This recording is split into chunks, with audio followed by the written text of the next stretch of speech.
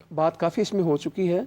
फितराना वाजिब है, ये लाजमी देना होता है, और ये अमीर को भी देना है, गरीब को भी देना। मत समझे कि साहिब निसाब को देना है। हर मुसलमान को जिसने रोज़े रखे हैं, जो कलमा पढ़ता है, उसको देना है।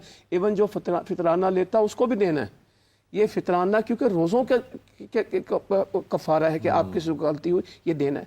और ये मिकदार है जिन्स की, और इसको बहुत टाइट ना करें कि यही देना है।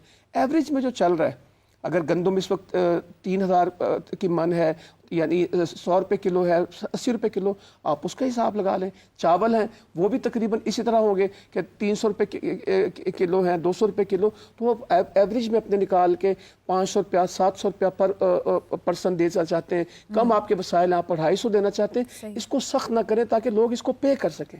हम किशमिश में डाल देंगे ना कि 6000 रुपये की किलो आती है और 18,000 रुपये एक बंदे का, वो कह यार एक घर के तो 1 लाख फितराना बन गया। तो लोगों को ऐसी मुश्किल में ना डालें कि वो कर ना पाए। अच्छा, इस्लाम में औसत चलती है, एवरेज चलता है। आपने अभी फरमाया कि जो फितराना लेता है वो उसे भी फितराना देना चाहिए। उसके अपने जिम्मे तो है ना। उसका अपना तो है ना, उसने नहीं रोजे रखे। सही।